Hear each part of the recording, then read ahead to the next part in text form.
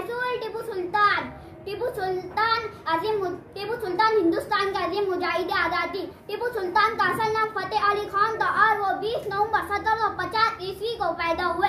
उनके वालिद हैदर अली ने 18वीं सदी के अवाइल जुनूबी हिंद में सल्तनत मैसूर के नाम से एक बड़ी सल्तनत कायम की थी, जिसका सदर मुकाम श्रीरंगपट्टनम था।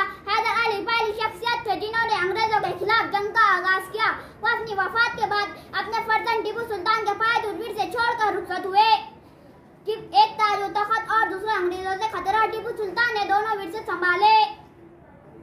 टीपू सुल्तान का मशहूर कौल था, इधर की 100 साल जिंदगी से शेर की एक दिन की जिंदगी बेहतर है। इन्होंने अपने अमल और किरदार से इस कौल को सच कर दिखाया। 4 मई 1799 ईस्वी हिंदुस्तान के अजीम मुजाहिद टीपू सुल्तान की तारीख शहादत है।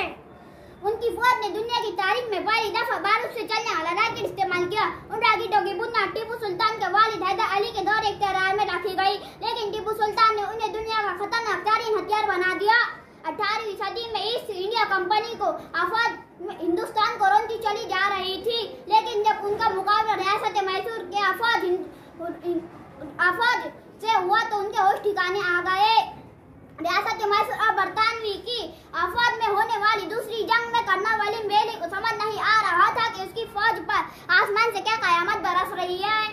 इन्होंने अंग्रेजों से 2 जबरदस्त लड़ाइयाँ लड़ी, मगर अपनों की गद्दारी और मराठों की इमदाद से अंग्रेजों को टीपू सुल्तान के खिलाफ कामयाबी हासिल करनी पड़ी। 4 मई 1799 ईस्वी को ये बहादुर शख्स मैदान जंग में लड़ता हुआ शहीद हो गया। टीपू सुल्तान की शहादत के बाद अंग्रेज रफ्ता रफ्ता पूरे हिंदुस्तान पर काबिज हो गए।